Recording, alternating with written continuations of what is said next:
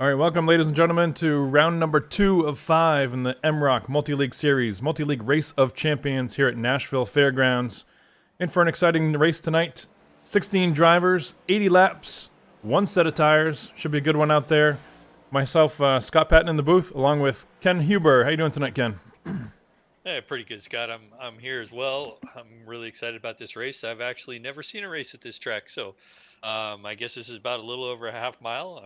I'm really excited to see it with 16 of the finest drivers in multi league. Yeah, this MROC series was a concept of mine I dreamt over the summer.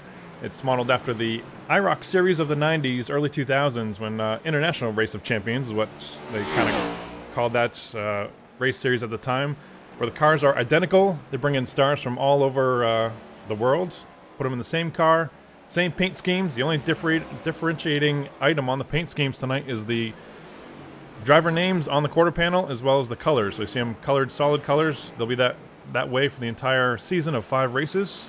You pick out your favorite driver, get used to the color, and that's what they'll be driving the entire time. Should be really cool. We got Turbulence monster trucks coming on board to support this series. You'll see their logo on the back of these cars as well as on the hood. You see there we're looking at the dark blue car of James Lehman. Go back here to Jeffrey Merck. You can see the Turbulence logo a little bit better there. And should be a great time tonight. We'll go over a couple of the rules of the race that make this series a little bit different in a little bit. But right now, check out some practice speeds. No surprise to see Wes Holland at the top of the board. What do you think, Ken? Yeah, it's definitely no surprise. The other guy I'm watching here is James Lehman, who was last week's winner. So I look for him to be strong. I've been watching him in practice. The rear end of his car is all beat up. I think he's been out there on old tires, and people have been roughing him up during practice. But he'll be definitely one to watch. Yeah, there might be an advantage later on. I think these drivers are going to have to get used to a few bent fenders and maybe some hurt feelings along the way and see if they can't put it in victory lane, even such. So should be a good race tonight. We do have the end of the, what I call the back to the front bonus tonight. Any pole sitter throughout the series, any 5 races, if they choose to go to the back of the field and start shotgun on the field, they get a 10-point bonus for coming all the way to the front. That's last week, Vernon Margheim took that bonus, which is a good thing because I think he struggled last week. If I remember right, got in a wreck late in the race. I think he finished last or second to last, but that 10-point bonus kind of helped him with it only being a 16-car field. Saved him in the point standings. This week we've got James Hearns going to the back of the field. He's going to be the pole sitter, but he's going to be starting shotgun on the field. Should be fun to watch him come through the pack. Yeah, since we're talking about that, Scott, why don't we go through last week's standings and where everybody sits? So in first place, we got James Lehman. Second, Wesley Holland. This is by points. This is second race of the season. Third is Keith Haney. Fourth is Vernon Margheim. Fifth is Eric Talent. He's actually tied with Vernon Margheim. Sixth is Jeffrey Merck. Seventh, Charles Widener. James O. Brown in 8th, and Brian Abbott in 9th. Mike Erder in 10th. Mike Milfeld in 11th. Christopher Davis in 12th. Kim Quick in 13th. Bill Paradise in 14th. And that guy that's searching for that 10 bonus points is going to get that 10 bonus points for starting in the back. James Hearn, he's actually trailing after one race.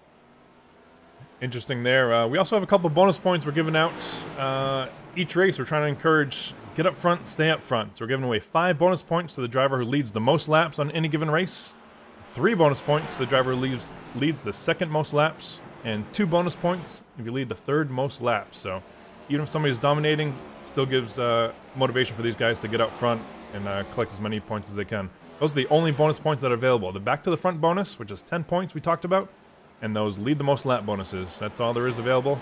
And the short series should be really competitive, and should be a blast here once we drop the green flag in about 10 minutes. Yeah, so Scott, I had a chance to get in here and turn a few practice laps, and I will say this is a rough and tumble course. The surface seems to be pretty worn out. Kind of lock up the tires a little bit getting in the corners. Doesn't look like that bottom lane is that usable. What do you think about this place? Yeah, I think the same thing. I did some test laps myself, and I developed a set because iRacing doesn't have a stock set. These are fixed setups, so each driver is driving the same setup. But iRacing, unfortunately, did not have a setup for these new next-gen cars. So I had to create one. We're on board right now with Jeffrey Merck. I picked him because he was using that bottom lane, which I think is quite bumpy here at Nashville Fairgrounds Speedway. As they come off the corners, kind of interesting to see if they can keep it from getting loose on those exits and bottoming out in the middle. You see him right now drifting to that high side. I think we're going to see that high side come into play a lot more. Should be a pretty racy track here tonight, but avoiding those bumps on the bottom I think is going to be key to a nice, smooth, and consistent race without burning up those tires on the inside. Yeah, I kind of like the line he's running there too. And he drifts up high in the center of the corner and then brings it down, kind of unloads the car and gets the car freed up a little bit to get that corner exit.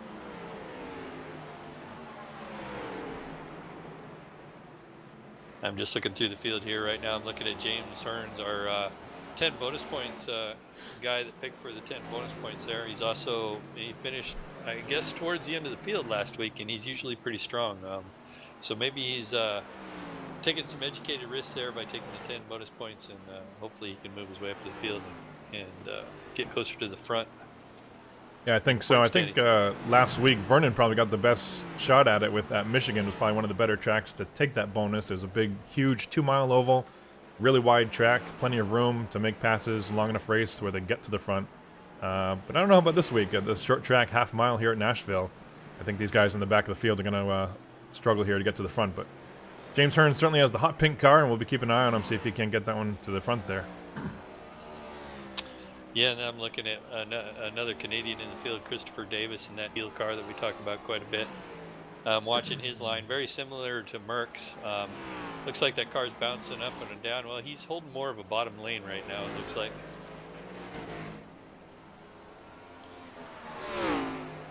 And as you can see him drift back down to that bottom lane. It's really rough down there, but maybe you can do that on fresh tires. But I don't know.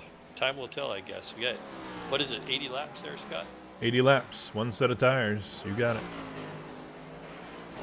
Yeah, it'd be interesting to see how this lane changes after time.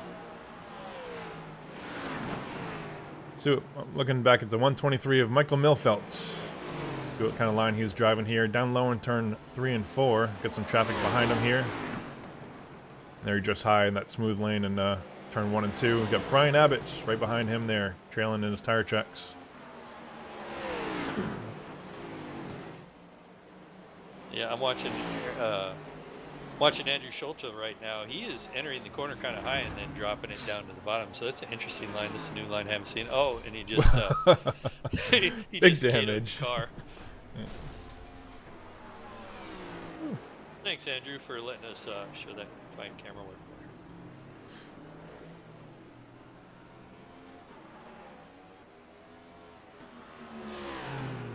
Just going through the field here as we're winding down practice. I'm actually looking at Kim Quick now. He's still in about the 13th position on speed. He's about 3/10 off the leader. I think he's still out there searching for a line right at the moment.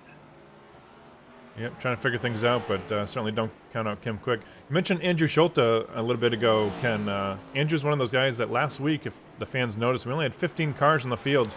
That was because our 16th driver, Andrew Schulte, was unfortunately under the weather, could not make the race, but he's back at it, and we're here this week at Nashville. I'm sure he's going to be starting in the back of the pack. I think he's starting 15th, if I remember right, because of his missed week last week. But he's going to be one for sure, going to be trying to collect as many bonus points as he can to climb back in the standings in this short 5-race series. Yeah, and it should be entertaining to watch because you know he's going to head towards the front, and he's only got short 80 laps to get it done. So, but if anybody can get it done, Andrew is one of those guys, and I'm sure he's going to be working hard to get those points back after missing that race. And we have no drop weeks, if I'm correct on that. That is correct, Scott. Yep, it is what it is. Yep.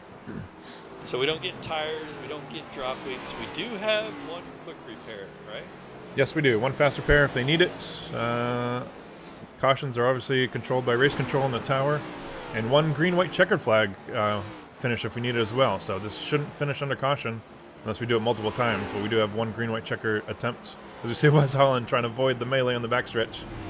This track certainly narrows up pretty quick here. I was just going to talk about Wesley Holland. I was watching him as you were talking.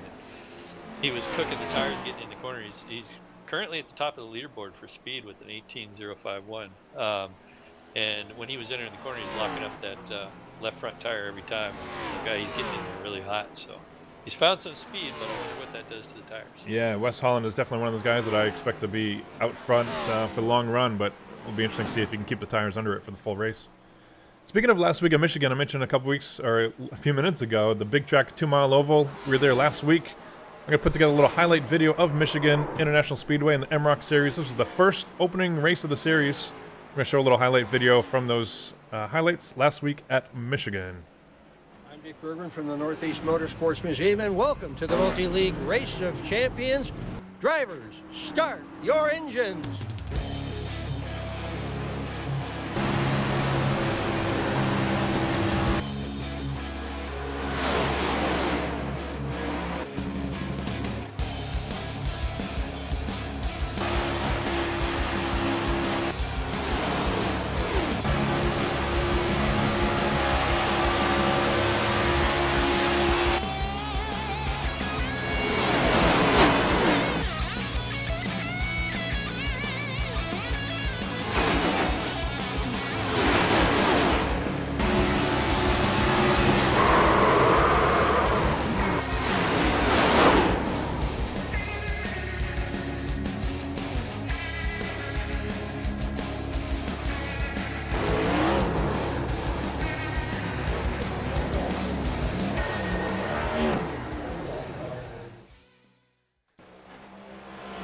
There you have it there, folks. James Lehman taking the checkered flag at Michigan. Fun race there, 3-4 wide. That was quite the race there. Couple cautions towards the end, but overall, exciting racing last week at Michigan International Speedway.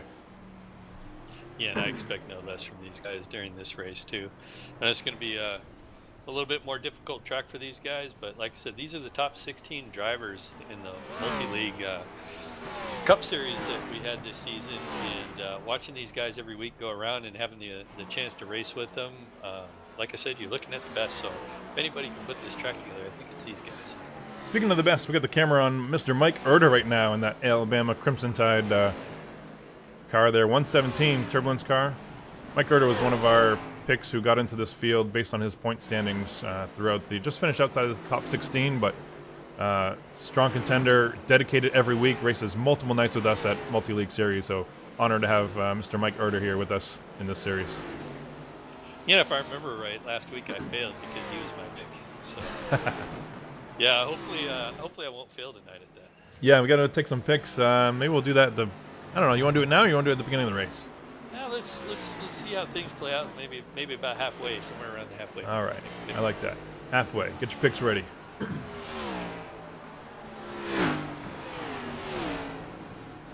Yeah, I'm watching. It looks like Mike's getting out of the car right now. I think we got just a couple minutes left in practice here before we get on the grid. Looking at Brian Abbott here in that 82 car going around this place. Got a little bit higher line. He is now what I can. Oh, he just lost it. Off of turn 2. Yep. There's the looseness that we were going to be, I think, keeping an eye on all night here. So when I was practicing, I found that if you got too low on the exit there and you really unload the car, it'll get loose. But it actually was a good tactic if the car was getting tight. You could kind of get in that bottom lane a little bit on exit and get that car loosened up and freed up so you weren't chewing up the front tires. Yeah, it's a real good technique there. I wonder how many guys are going to figure that out by the time this race is over here tonight. It's a short one, only 80 laps, running about 19 second laps, so 3 laps a minute. Looking at, what's my math? 3:20, about a 20-minute race, 25 minutes? Yeah, should be close. I'm sitting here, and actually it's funny, you have the cameras on Andrew Schulte, and he's doing the same thing Wes Holland is. His speed has slowly been climbing. He's now 3rd on the leaderboard for speed, and locking up that tire like Wes Holland was. Yeah, he's 3rd on the board, but with an 18.083 compared to Wes Holland's 18.051. That's just a slight difference. I mean, that's basically tied for all intents and purposes. As it gets loose off of 4, I'm sure some of that looseness, these guys are pushing the limits, knowing that in practice they can just get a free reset and figure out what these cars are doing. So it's better to figure out what the limits are of the car in practice before we get into the race where it really counts. Exactly. See, it looks like most people are going into pit lane. Kim Quick still out on the track, getting some laps in. His speed has moved up another 100, so he's moving up the leaderboard, starting to find some speed with that car. Yeah, with an 18.237, looks like he's about a 1/10.5 off the pace from the leaders. But I don't know that a fast, qual lap is one. It's not going to matter because we're not qualifying tonight. The grid is already set according to an invert from last week at Michigan. But being a 10th off a pace, I don't know that it's going to matter that much because I don't think a fast lap after lap is necessarily going to win this thing. Yeah, 10-4. It looks like we're about to do the starting grid, Scott. We are. So let's go trackside for the command to get these engines started. We got people from Turbulence Monster Truck. Let's see what they got to say. This is John Fitzgerald, and Deanna Matos, owners and drivers of Turbulence Monster Truck. Welcome to the Multi-League Race of Champions. Drivers, start your engine!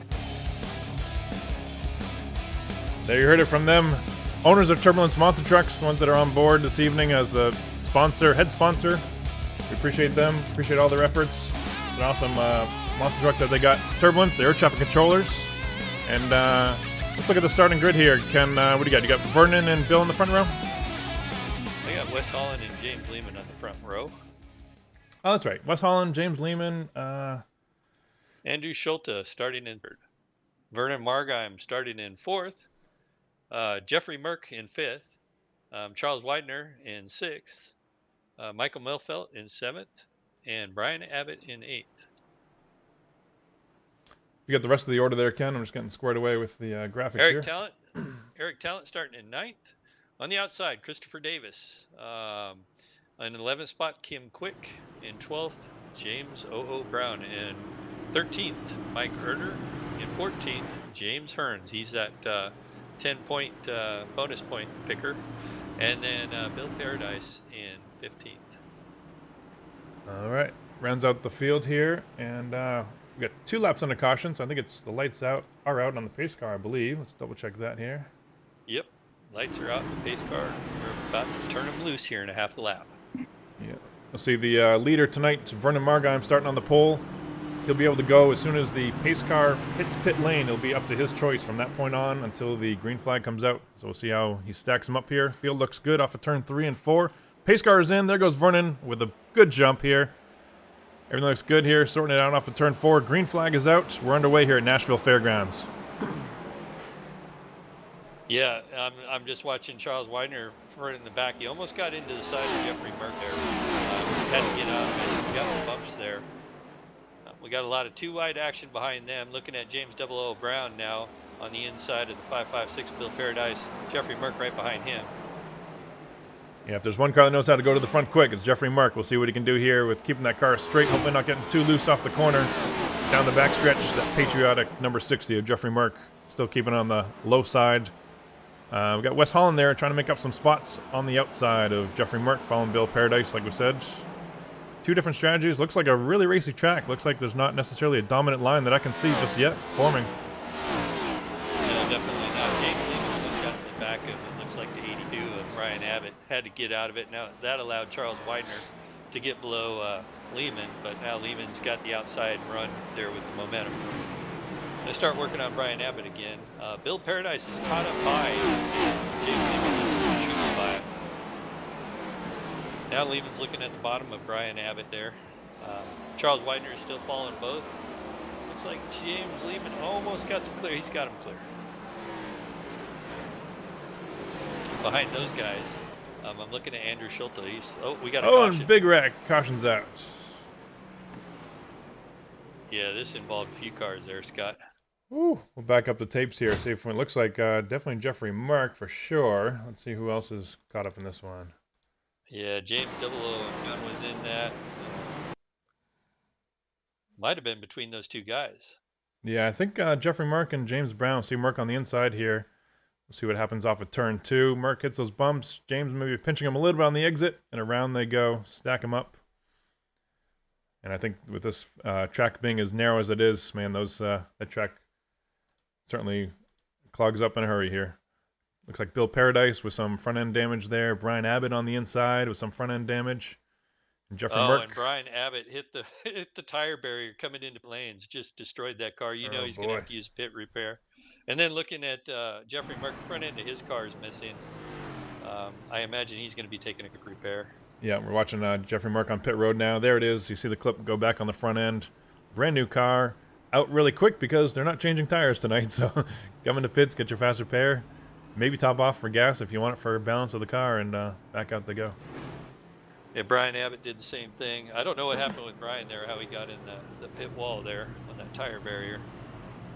James O. Brown stayed out, but now he's headed to pit lane. So I don't know if he's thinking about getting his car fixed or what the deal is here. Maybe beating out some of the metal, not taking the full quick repair. Yeah, He's these got drivers quite a have bit of damage. they have the option of taking the fast repair or not. I think with it being only lap 8 of 80, we're only a tenth of the way through this race, so maybe using up that fast repair this early is maybe not the wisest decision. I say that as we watch James O. Brown in the pits, and he brand new car, fast repair is taken. He's going to be in the back, so he's going to be in the danger zone. Looking at some big movers of the race in those first handful of laps. Wes Holland, I think, is the biggest mover, starting in 12th. He's up to 4th, picking up 8 spots up to P4. Good run for him. And you know what else I like is Kim Quick up front. Picked up 1 spot, but he is hanging tough out front in the top 3. I like that from performance out of Kim Quick so far. Yeah, definitely. So it looks like the lights are out on the pace car. We're about to go green again here in a minute. I think this is shorter caution laps because I don't think anybody ended up a lap down. Oh, we do have Michael Melfeld. He must be out because he's down by 7 laps right now. So yeah, tough break for Mike. I guess we'll see him next week. I guess he's parked it. He must be done for the night.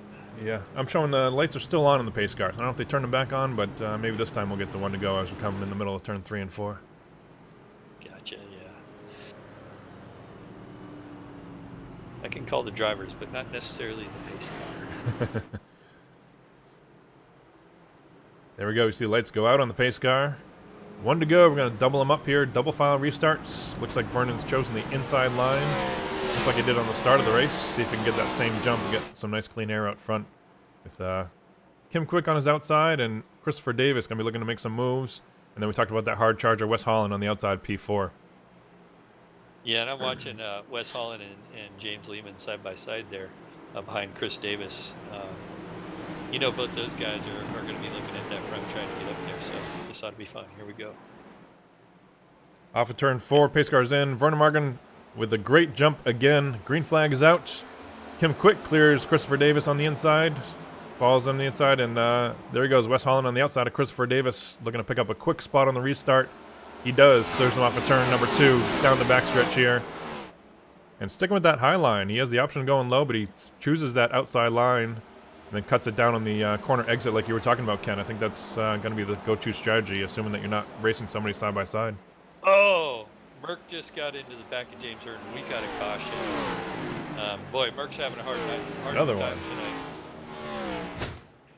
Yeah, he gets right into the rear quarter panel of James Hearns, it looks like, and I don't think it was intentional. It just got on the bumps down there on the bottom, I think, and drifted up and took James out there. I think James will be able to get it fixed, though. Yeah, we're looking at the replay now as they come down to turn number 1. A little bit high. You can see the smoke come from the left front of Jeffrey Merck. Locks that up, gets into James Hearns, and then Eric Talon, unfortunately, gets one of the worst ends of that deal on the top side as he gets into the carnage of James Hearns, trying to get that car turned around. See Charlie Wooden there with a little bit of front-end damage. Not sure if it's from that or from a previous incident, but doesn't look too bad up there. And Eric Talent will be interesting to see if he uses his fast repair under this yellow. Yeah, I'm looking at James Hearns right now. He's really slow on the backstretch. I think he's waiting for some cars to catch up. He is super slow on the backstretch right now. That's interesting. I'm watching Eric Town on pit road. Looks like they're going to bring out the chainsaws and hammers and hammer that thing the best they can. No fast repair used by Eric Talent so far.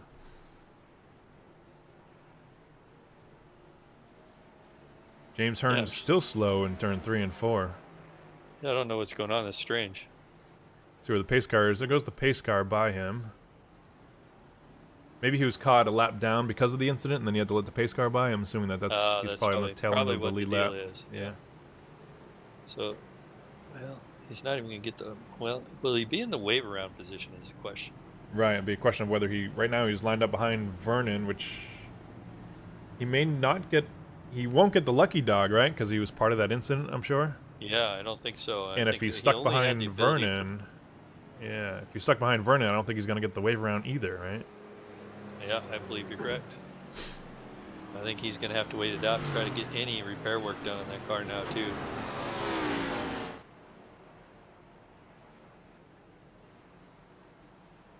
So looking at the order here, we still got Vernon in the lead, Kim Quick in second, Wesley Holland in third, Christopher Davis in fourth, and James Lehman in fifth.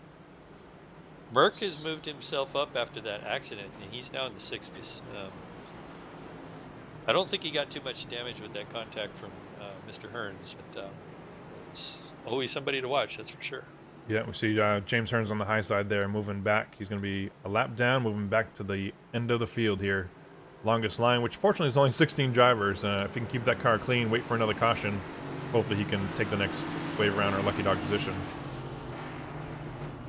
Yeah, I'm just looking at, I'm seeing a lot more beat up cars now, looking at Eric Talent. Must have got all the damage out of that he could for now. Trying to hang on to that quick repair for later on in case he needs it. And I'm curious, who was the other? That was Brian Abbott that took that quick repair last time, Kim or Scott? I believe so. Yeah, he's got a clean car, and yes, he took that quick repair along with Jeffrey Mark. And I want to say Bill Paradise, maybe. I don't remember. Bill's still got some damage on the front end of that car. Lights are out on the pace cars. Come down the backstretch. Vernon Margheim still on the inside. I'm sure he's going to do something similar here, try to get a good jump. But now he's got Wes Holland on the inside chasing him down here, so it should be interesting to see if Wes can hang with him and possibly get by Kim Quick. There you go. Green flag's out. Vernon Margheim on the inside gets a great jump. Wes cannot quite clear Kim Quick down into turn 1 here. Yeah, it looks like he's going to get it done. Turn 2. Oh, and he gets loose. There goes Wes Holland, see if he can keep it under control here, and Andrew Schulte gets in the back of him. Woo! Lots of cars there. James O. Brown getting into that. Just T-boned Wes Holland. Had nowhere to go. Let's back that one up real quick and see if we can get that from Wes's standpoint, because he's a very talented driver. So to see him lose it like that on the backstretch all on his own, I want to see how much wheel he's put into that. It's got a cockpit view, slow motion off of turn 4, or off of turn 2 rather. Here we go. You see the right hand input. Trying to keep it under control, but these cars are just brand new cars for everybody, so not a lot of people have experience with these cars. Get sideways there, trying to get it to a stop. And there's James O. Brown, Andrew Schulte got the T-bone, Eric Talent maybe got some damage. And yeah, I don't know what happened. Like I said, I was watching Charles Widener, and he got right there at the end of that wreck and just plowed right into the 41. I don't think Charles even seen him, what was going on in front of him. I agree. Watching Wes Holland on pit road, looks like he did not use his fast repair. Hopefully got some optional damage fixed as much as they could. And I think he agrees it's probably being 1/4 of the way through this race, probably a little bit early to use up that fast repair so far. Yeah, I'm sitting here listening to Jeffrey Merck in the chatter there. I couldn't know what was going on. I was just looking at his car, see if he had any damage and see if he had any involvement with that, but his car looks clean so I see a little on the right front, little crinkle on the right front fender there of the 60 car. I think that was from the incident he had with James Hearn earlier on the last caution. I gotcha.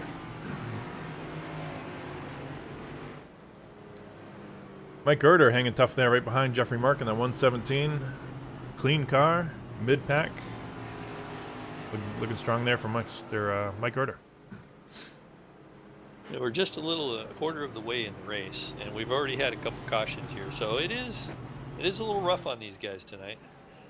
I think new track, surface, new cars, new game plan with the strategy with this series. I think might have shaken everybody up on this, what to do exactly. Yeah, it's definitely interesting. I think it's from the grid standpoint, we're using the inverse results inverting the field from the results from the week before. So it's not always the fast guys starting up front. So I think we're seeing a little bit of that mix up where the fast guys are in the back, slower guys are in the front, and seeing a lot more action than we otherwise might if we just put the fast guys in front.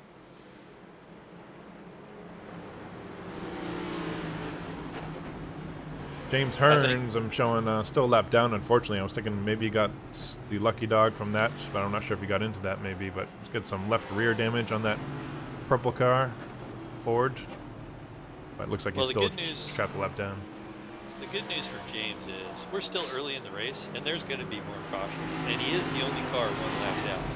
So if he can get another caution without being involved in anything, he should be able to get that lucky dog. Meanwhile, I guess the lights are out on the pace car. I'll let you take Lights are out. Yeah, let's go. What do you want to do? Let's go James Lehman, cockpit view for this restart. Down the backstretch here. Lights are out. You can see Turbulence Monster Trucks on the rear of that 33 car. See him revving the engine here, trying to get a good jump with Vernon. He probably knows he's going to go early again. Pace car's in. There he goes. Inside, a little bit of wheel on the inside. Got Kim Quick on the outside. Oh, Mike Herter just got into Christopher Davis there. It looked like Christopher Davis might have spun the tires and caused Mike Herter to get into the rear Oh quarter boy, there. another caution. We're back under caution, yeah. Rewind that back so we can see what happened between Mr. Mike Herter and Christopher Davis here off of turn 4. Oh, looks like Chris Davis just gets into the fence off of turn 4, comes back down across Herter's nose and collects him. Really unfortunate for Davis there and Herter off of turn 4. Yeah, it was. Here's a chance for maybe James to get his lap back though. So maybe James is looking at their bad fortune as good fortune for him.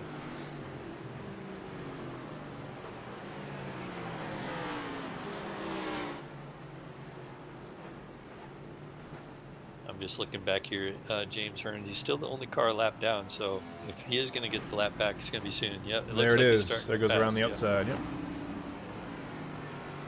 So lucky dog candidate for the people out there that don't know, every caution that comes out, NASCAR opens the opportunity for one car that's a lap down or more. The first car, I should say, that's in position a lap down or more to get their lap back. That was raised basically because in the 90s, even early 2000s, I believe, NASCAR allowed cars to race back to the caution, meaning even though there was a wreck on the track, NASCAR put the caution out. The field was not frozen until they hit the start-finish line. And I think it was at New Hampshire. It was Dale Jarrett in the UPS car off of turn 4 who was completely sideways, a very dangerous and precarious situation. We had the cars racing off of turn 4, and could have been very, very bad with the driver's side facing the oncoming cars at full speed. So NASCAR decided to make a change. The change is once the caution comes out, the field freezes completely, so there's no sense in racing back to the caution. And because there's no way for cars to race to get their lap back across the finish line, they've awarded now the lucky dog to a car that's one lap down. James Hearns back on lead lap. Yeah, you're dating me because I remember those days very well, Scott. It was some good racing back then, but it was kind of hairball and crazy for those guys racing back to the line sometimes, and there was some even bigger accidents due to that back in those days. But it was a lot of fun to watch sometimes. It was. You'd also have a lot of teammates too playing games with each other, right? If Jeff Gordon was out there with a 6-second lead, he could maybe let up a little bit, and he'd let Ken Trader or Terry Labonte or whoever else get their lap back because it's a teammate. But no more manipulating the race like that. The field is frozen as soon as that yellow flag comes out. So I'm predicting here, Scott, we're going to have some green flags now. This is my prediction. I'm kind of throwing caution to the wind, no pun intended. I think these guys have seen enough cautions tonight. They're like, okay, we need to settle it down and do some racing now. And I think that's probably what we're going to see. I think everybody's going to take it easy on this start. We'll see. I think so. And if there's one person that can, I know, take it easy, it's Jeffrey Mark in third. No, it's not Jeffrey Mark.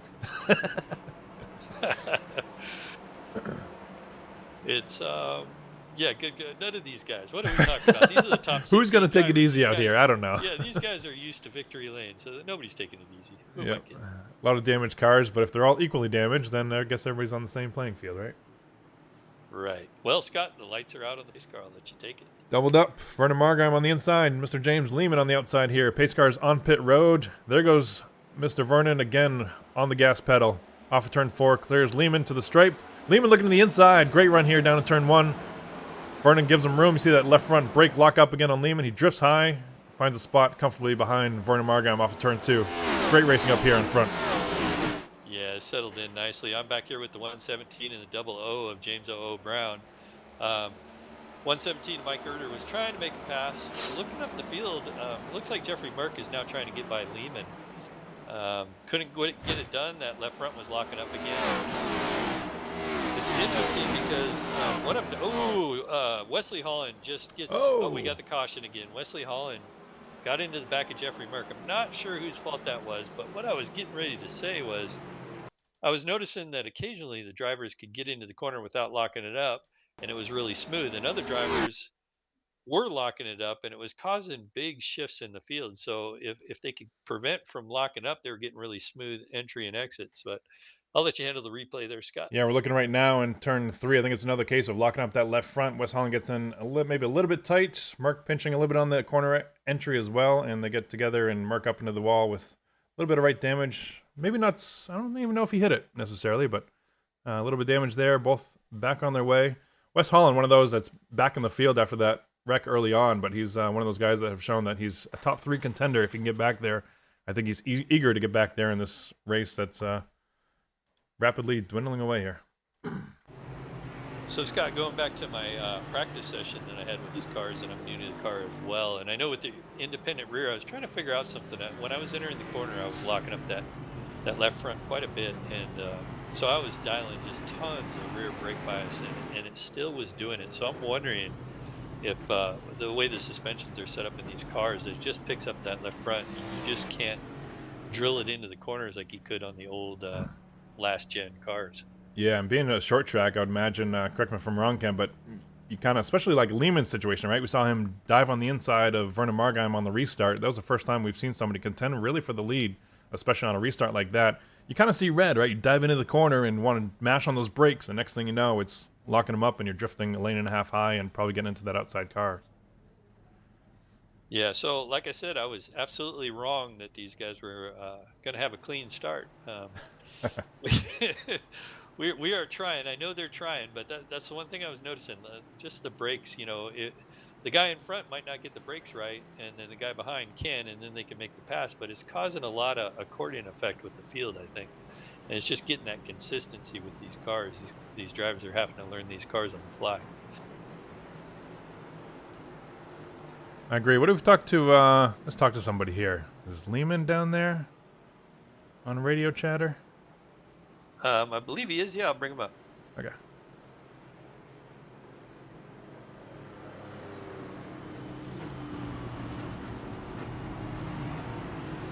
I got the wrong guy. Let's talk to Jason Hughes.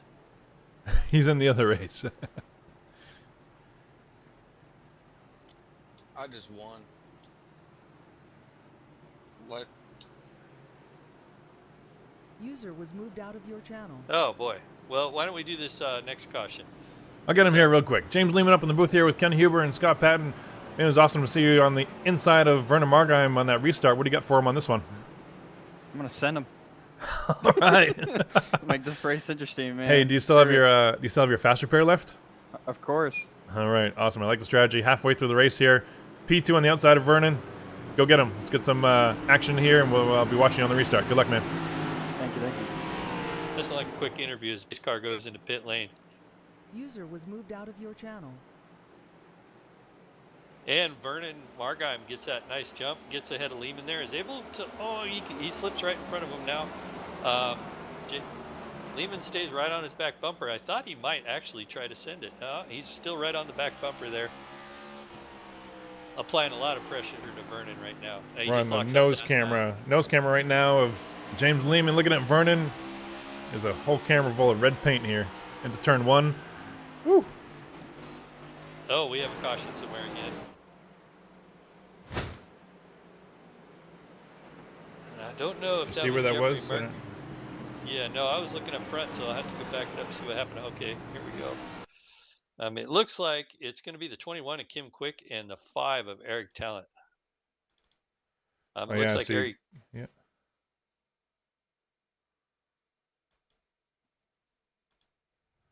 Yeah, down to turn 3 here. Kim Quick on the inside. Again, another case of Eric Talent locking up those front brakes as that driver pinches down to the inside. They kind of get tangled in turn 3 and 4 here. Nowhere to go. I think Kim then tries to collect it and spins it around again into the inside wall off of turn 4. Yeah. Unfortunate, I think, I know in Kim Quick's case, he still probably has a quick repair. He's got a lot of missing paint from that nice paint job you gave him there, Scott. The whole left side of that car is white, just primer now. He's got the black car. Took me 3 coats of paint to get it 3 coats of paint to get it that dark for him, but he's used up all those coats, I guess. Yeah, back to the paint shop with Kim's car here. But I think he still has a quick repair remaining. Trying to remember, Eric Talent's now in the pits. See if he's taking a quick repair or anything. Looks like he's just going to beat on the fenders there. Try to get some of the damage knocked out. Get off of pit road here before the pace car. Does not want to go a lap down for sure. I think it's going to be tough to get a lap back. Speaking of getting laps back, James Hearns back to P9, top 10 right now after being a lap down. Good run for him with a clean car. You know, I was going to say something to you, Scott. I made a mistake earlier. I said Michael Milfelt was out of the race. He was 7 laps down because we were like only 7 laps into the race. And I thought he was out and parked it. But he is on the track, and he's made up 3 of those laps. So he's been getting the lucky dog, making up those laps. He's only 4 laps down. So at the rate we're having cautions, he very well could end up back on the lead lap. Yeah, I got to imagine that was maybe a connection issue at the beginning of the race, something similar to that. Possibly. I'm not sure. Let's look at a mid-race summary. What do you think? We're here at Nashville Fairgrounds, race 2 of 5. We've had 6 cautions so far for 28 laps. No lead changes, 1 leader. That's Mr. Vernon Margheim up front, and we're 25 minutes into this race already. Yeah, no. I think since we're at the halfway point, we should pick who our winners should be. Oh yeah, why don't you go first? I think I went first last week, if I remember right. Well, I've been watching Wesley Holland. He seems to be staying calm back there while Lehman and Vernon Margheim go at it. So I'm kind of liking his strategy of just watching how things transpire and keeping it clean. So I'm going for Wesley Holland. All right, I was thinking about that. I was in my top 2 picks for sure, but I'm going to go with James Lehman, our winner last week. He knows how to get it done in the MROC series. He's the only one who's put it in victory lane so far. He's shown he's willing to hang up there with Vernon, and you heard it from him. He's willing to send him if he needs to. He's got a faster pair left. I don't think he's going to be content with sitting in second place. He's already rubbing fenders with Vernon here on the pace laps off of turn 2. Yeah, I'm sitting here, and James Brown is sitting in that outside position in 4th there in that 00 car. He's got to be looking up there going, oh my God, what have I got myself into here? Right? Pace car is going in. Here we go. Let's look at this restart from a spectator standpoint. From the grandstand, you see Vernon Margheim off turn 4. Clears James Lehman. James Lehman not giving an inch, though, into turn 1. Yeah, and just behind them, Brown is giving Wesley Holland fits on the outside there. Able to hold strong on the outside of Wesley Holland. Holland can't quite clear him yet. You know, what was really impressing me right back behind James 00 Brown is Andrew Schulte with that no front-end car, but he is hanging tough there in the top 5. Right now on the outside of, I believe that's Mr. Mike Erder on the inside. Yeah, definitely. And Andrew doesn't have much back. Must have been backing that thing up in a telephone pole or something. So even further back, you got Mike Erder. He's working on Andrew Schulte side by side there. On that low line, it's really bumpy down there in that outside line. Andrew Schulte got that, even with that damaged car. We got a wreck. Lehman. Big trouble. Lehman was involved. I'm not sure what happened. Let's rewind the tapes here and see what happened with James Lehman, my pick. Man, maybe I was 1 caution too short. Looks like he got involved with Vernon Margheim. Let's take a look at off of turn 2 here. Just hits the bumps. I think starts to get out of shape here. Ooh, gets with Wes Holland there on the outside. I think he got a little bit loose on his own. And then James O. Brown came in and got a little piece of that as well. But big damage on the backside. But you heard it. He's got a faster pair left. He's not out of this by far. Definitely not. And when we go green, we'll have about 30 laps. That's plenty of time here to make this up.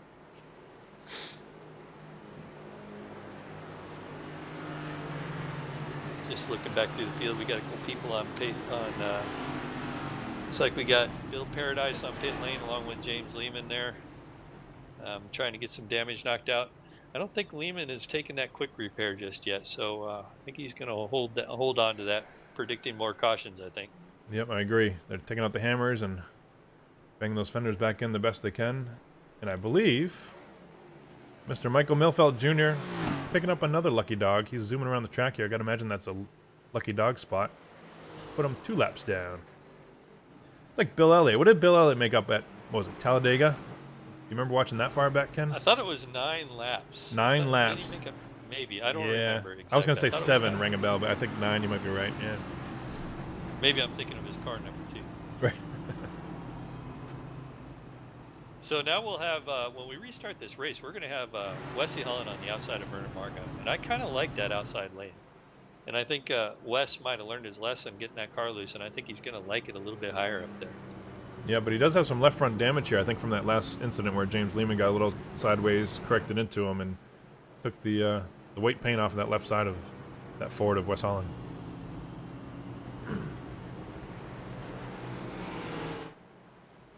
So I'm back here looking at Jeffrey Merck. He's been on the radio talking about his damage. He seems to be a potato sandwich all night, just getting bounced around. So he's struggling a little bit tonight. I expected to see him up front by this time point in the race, but I think his car damage and everything might be getting the better of him. But I'm not counting him out just yet. I agree. You know what I was also thinking about, Ken, is after this week, we're taking 2 weeks off. So next week, we're taking Thanksgiving off. And the following week, I'm actually on vacation. So we're taking that week off as well before we finish the last 3 races of this series. So coming out of this week with a good points lead and maybe a win, I think is going to be all the more important to these guys, knowing they're going to a 2-week break here going forward. And what track are we going to when we come back? Big Daytona, 2.5 mile super speedway. Oh, that's perfect. So they'll have 2 weeks to practice that track. That's Right. You couldn't have timed that any better yourself. Here you go, lights are out. Pace car is, we're off turn 2 here, not quite in yet, but it's going to be interesting to see if Wes can time this restart maybe a little bit better, maybe be a little bit more aggressive, and I think if you can pinch Vernon on that inside, if you can hang with him to the finish line, you might have a shot in rolling that outside. But see, as the pace car jumps off, you see him being aggressive here, trying to anticipate it. Vernon gets on the gas and clears Wes off of turn 4. Green flag is out. James O.O. Brown with no front end, looks like a modified there on the inside of Wes Holland there. Yeah, a little bit further back, I was watching Charles Widener. He gets by Andrew Schulter in that one car. Just behind him, James Hearn on the outside of Mike Herter gets by him, it looks like. Right now, they're pretty much getting into single file.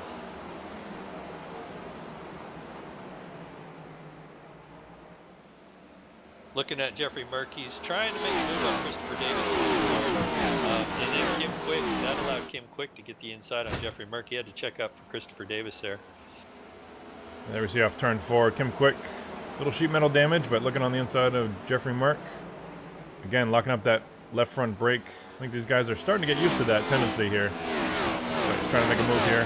Some sparks flying off the wall. These guys are using up every bit of this track here. Jeffrey Merck on the outside of Kim Quick.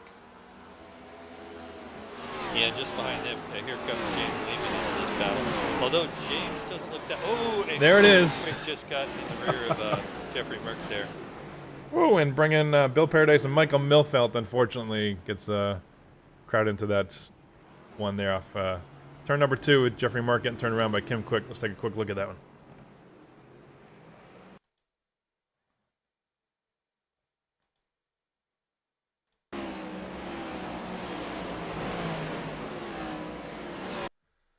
So let's go from Kim Quick. Let's do a cockpit shot, I guess. And we'll see off of turn 4. Slow motion. See if we can see there's a start-finish line. You can see Jeffrey Merck on the outside. We turn the wheel to the inside. It doesn't go. The brake's already locked up. Already headed to the outside. And that tan car, Jeffrey Merck, is unfortunately there. Tough break for Merck. I think he's already used that faster pair. He's kind of stuck with what he's got. But see if he can't rally for a good finish today. Yeah, it's been a struggle for Jeffrey Merck. It's kind of cool. I'm watching Michael Milfelt. He's going to get another lap back. So I think that's going to put him 2 laps down after he takes the lucky dog. So slowly making it up. But we still got 25 laps to go.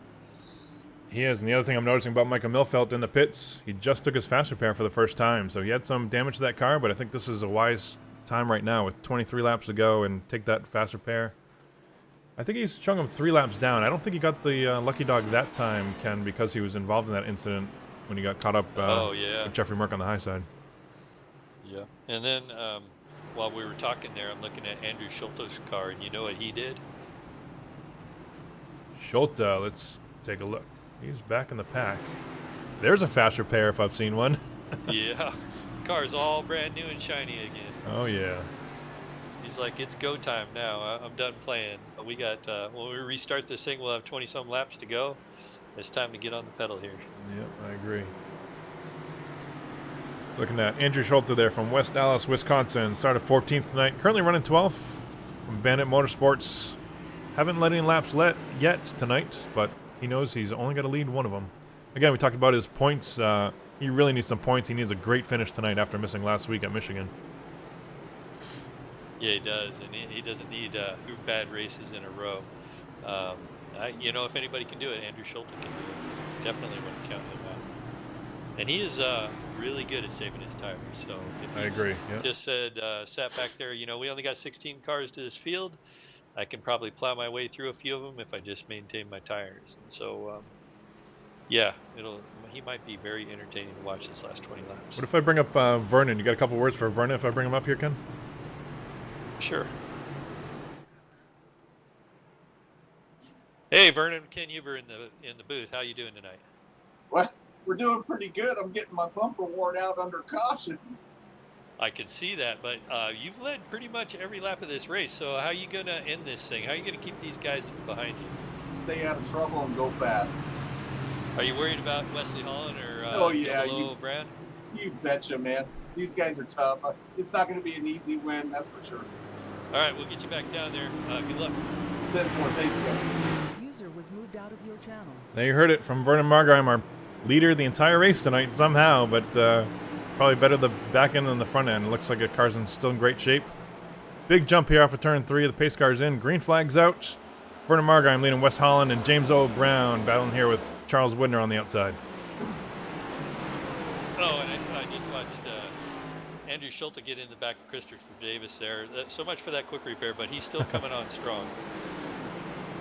That was just a misjudge in that braking zone there. 00 Brown on the inside of Charles Widener. Couldn't quite get it done. Now I'm looking back at the 117.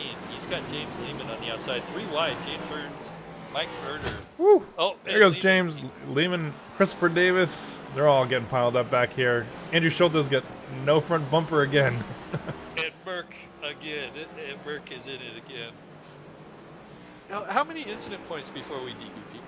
I took the incident limit off tonight, thinking that I wouldn't really need one, but for the record, Merck's up to 24, if that matters. Oh, yeah, he would have been in the DQ zone. He's having a rough night tonight.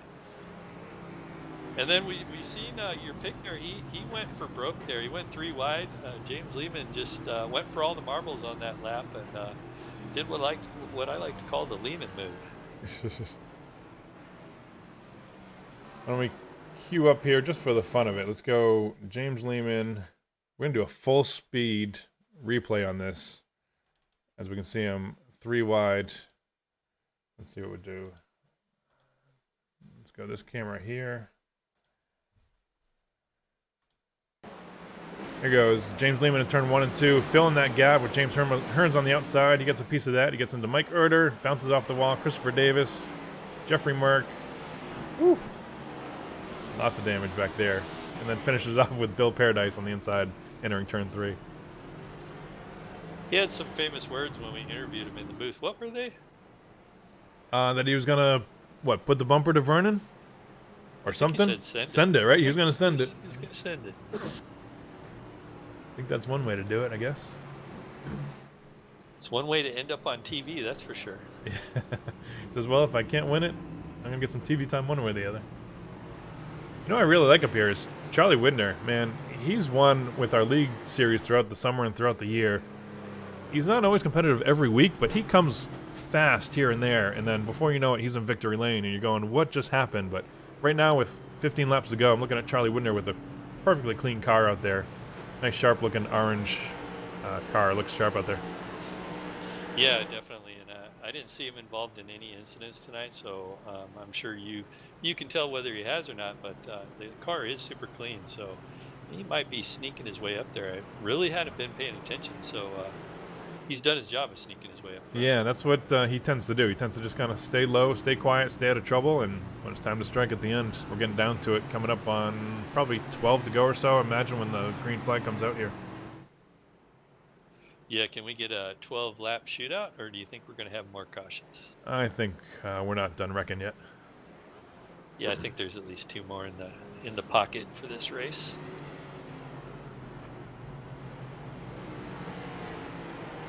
just going through the field here, looking, just about everybody's got damage. So it's pretty impressive that Charles Widener's got that perfectly clean 95 orange car out there. Matter of fact, I can't find a clean car other than him. Yeah, I would say so, huh? And What about Michael Vernon? Milfeld. I guess Vernon's even got some rear end damage, but the front end of his car looks pretty good. Yeah, so I was just looking at Michael Milfeld. He's got another lap back. He's only 2 laps down, but now Bill Paradise finds himself a lap down, so he's no longer in the lucky dog. His base lights are out. Hey, wake up. And we're green. Vernon gets a nice jump as usual. He's been getting that great jump every night. Wesley Holland right behind him, and then 2 wide, Charles Widener and James Brown side by side. Oh, and Andrew Schulte just gets into the rear quarter of James Brown. He holds on to it, saves the car. We're still now James we're in a caution, I Hearns. believe. Another caution. Like we said, we're not done wrecking yet. In turn 3, going the wrong way. James Hearns, who worked so hard early on getting that lap back. Let's take a look at what happened here. Back it up to turn 2.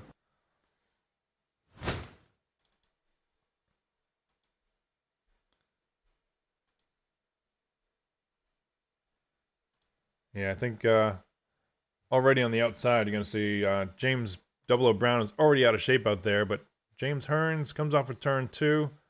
Looks like Kim Quick on his outside. Maybe doesn't quite know he's there, or Kim Quick gets a little bit loose, I think, on the outside. Gets into James, turns him around, and tough break for Kim. I think he's already used his fast repair as well. Yeah, I hear the radio chatter down there with Vernon Margheim. He's talking about how great his car is right now, I imagine. Intimidating the field. So, as long as he keeps pulling these starts and we keep having these cautions, it's going to be hard for anybody to make a pass on him, I think, because with 2 or 3 laps of green flag run, it takes a while to kind of get those tires heated back up and be able to get the grip you need to start making moves on people. So Vernon Margheim right now is looking like he might be in the catbird seat. I think so. I think my pick of James Lehman, we're back in 7th place right now, although he's got a fast repair. Brand new car here for James Lehman in P7. I don't think he's done making noise tonight. Definitely not. Never count him out. Your pick was Wes Holland, right? Is that right? Wes Holland, yeah. P2 up here. Hasn't quite shown that he's got anything for Vernon. I'm not sure if he's waiting to make the move late, but he's pretty much the entire field has proven that they've got nothing for Vernon on these starts. Yeah, that's one thing I was going to say. The starts is really where Vernon has got everybody beat. And it's kind of surprising because Wes Holland's usually a pretty good restarter and usually doesn't let people get the jump on him. But it might be the track, too. The way the track's configured, you can just get, when you're on the low side, you can get a little bit more grip and can really stand on it.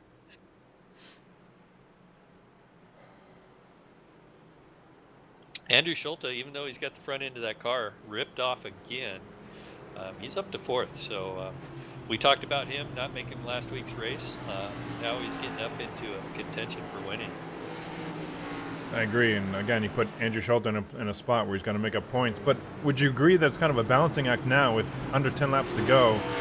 He's got to maintain that position, right? I mean, it's one thing to go for the win, and that's going to mean something. But also, you don't want to end up wrecking or going 3 wide like we've seen. It doesn't quite work tonight, and then end up 14th, 15th with another bad point tonight. I don't think he can afford that. Yeah, if I'm Andrew, I'm hoping like Widener, Wesley Holland, and Vernon get to battling, and then somehow I can sneak through the crash when it happens. Probably what I'm thinking with that kind of damage he has too.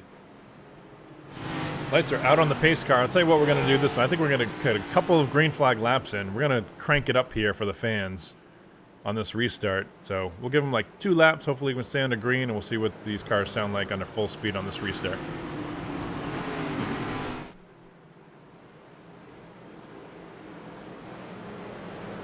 Vernon and Wes coming down to turn 3. I'll let the fans have this restart as we look at this green flag. Here we go for the crank it up.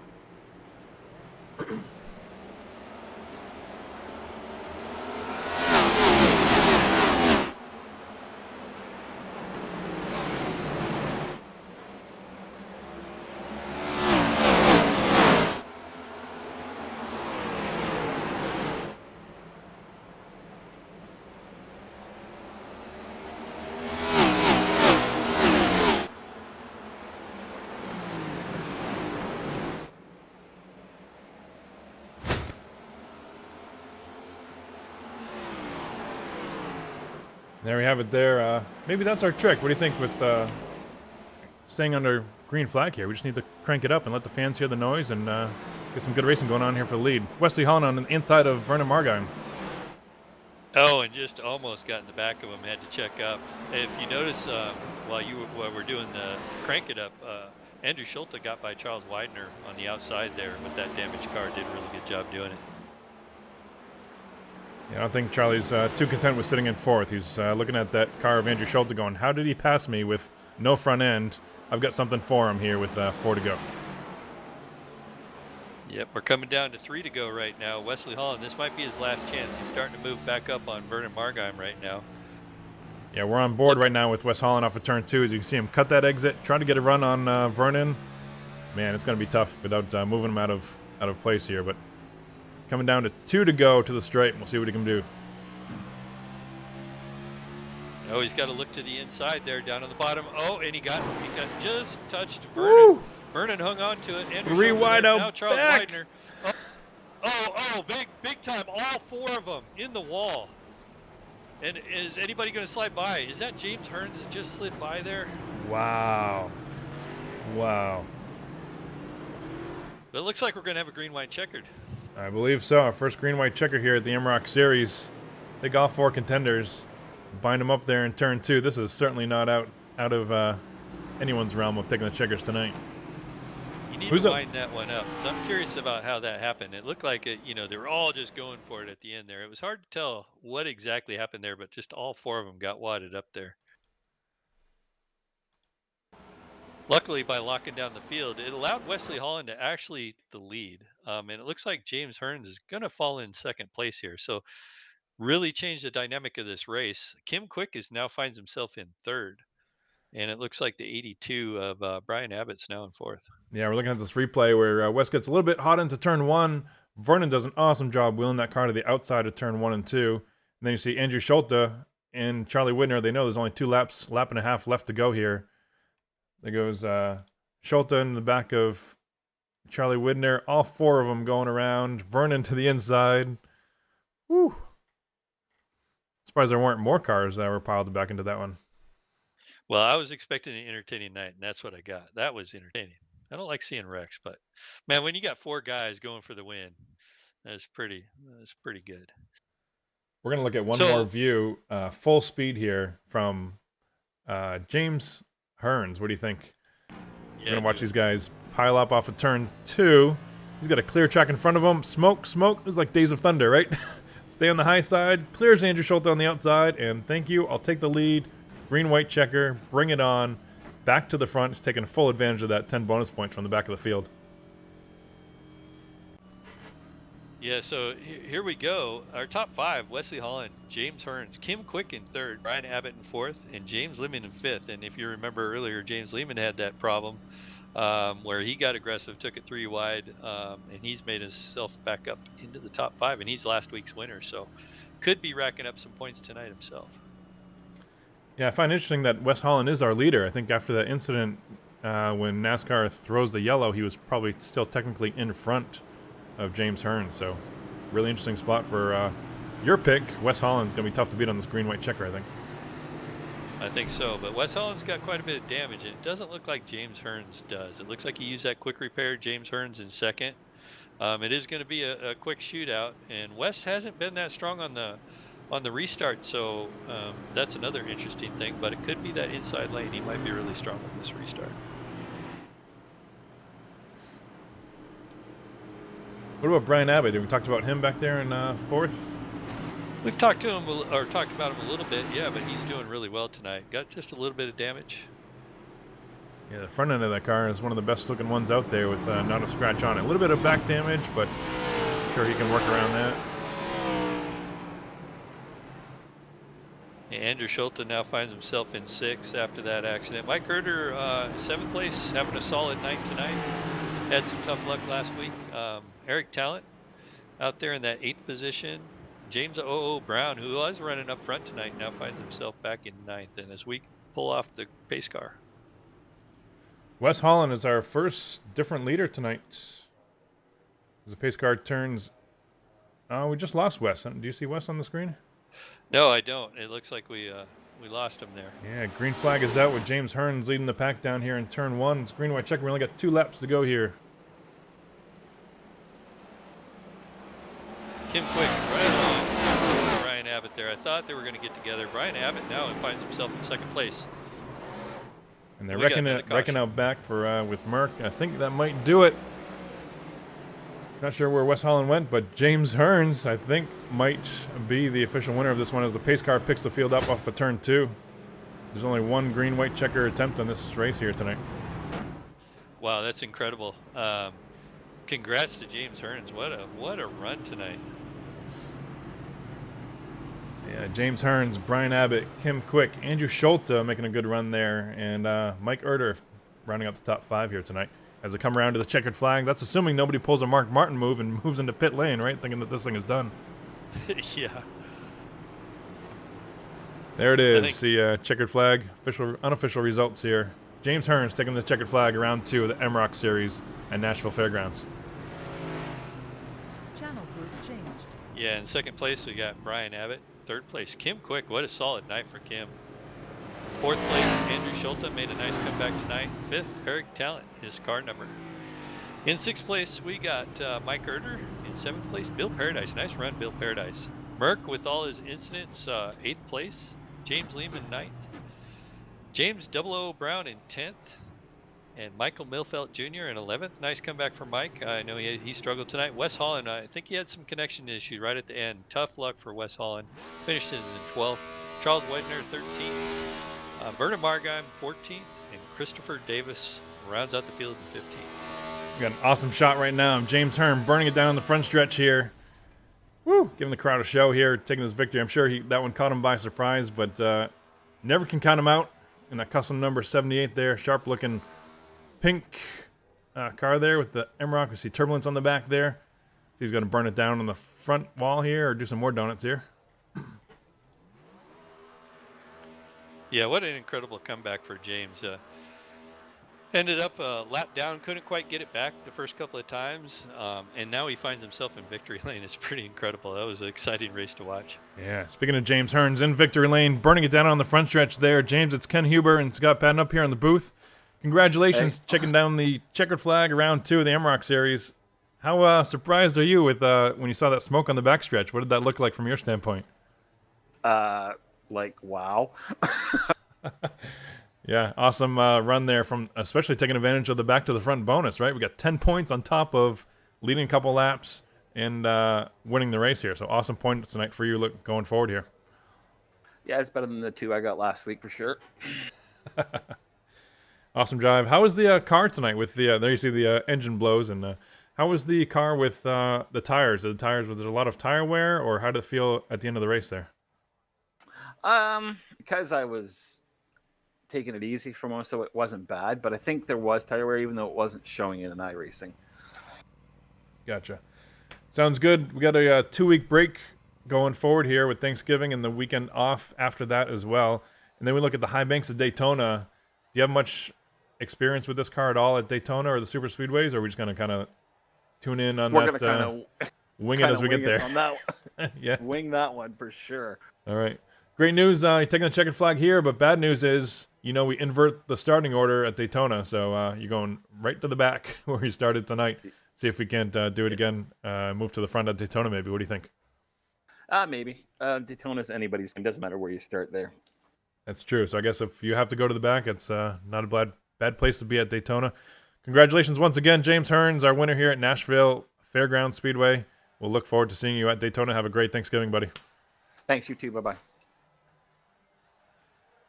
All right. User was moved out of your channel. Let's see if we can't bring... you want to talk to Brian Abbott, Ken?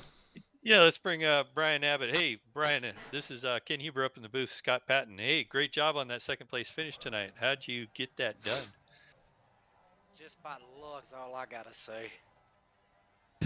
So how was the racing tonight with these new Gen 6 cars or Gen 7s?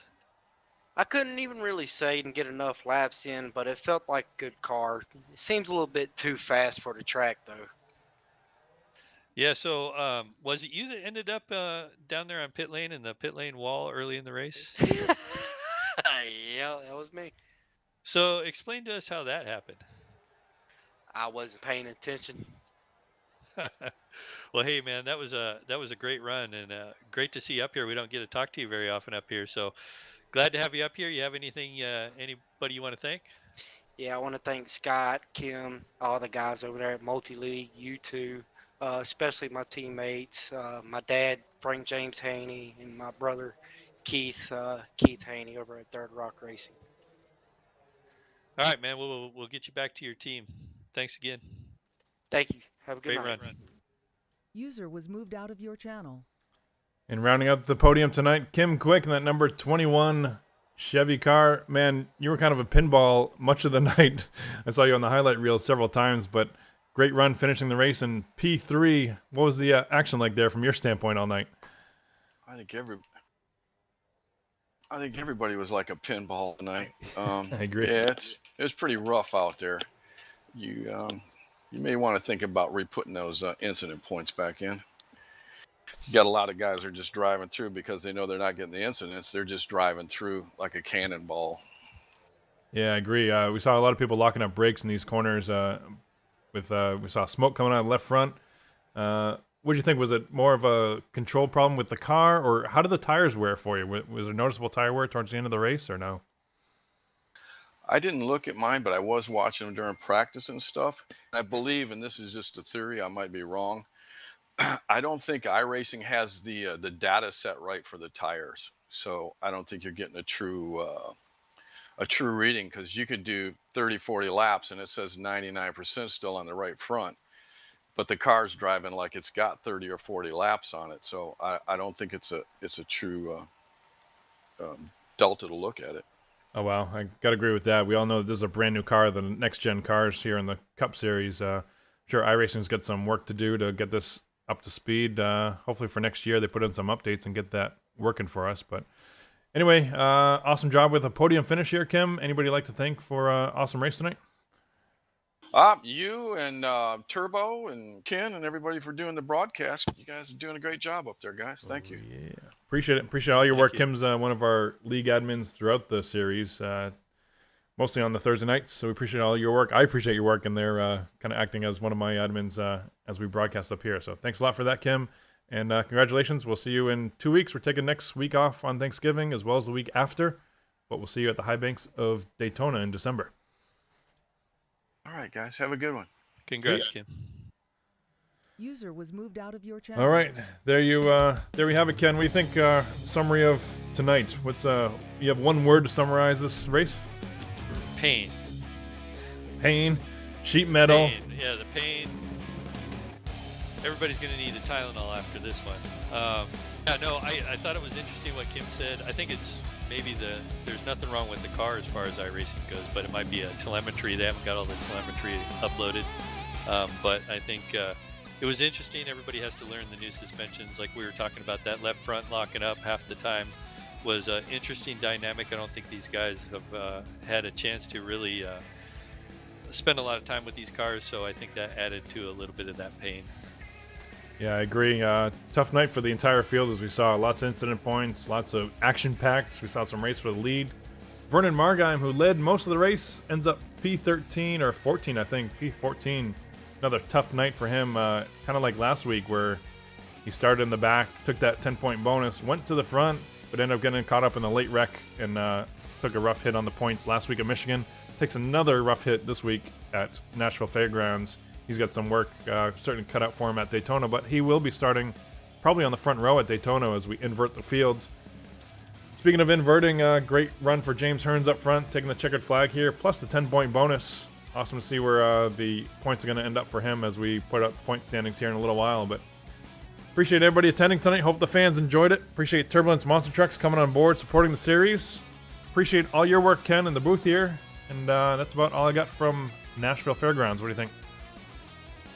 And thank you too, Scott. Great on these races, all the work that goes involved. I get to sit here and just chat. So really appreciate it. Really appreciate you having me, and hope everybody has a great Thanksgiving, gets to spend time with their families, and we'll see you in a couple weeks. Sounds good. 2 weeks. Catch us at the High Banks of Daytona. We'll see you then.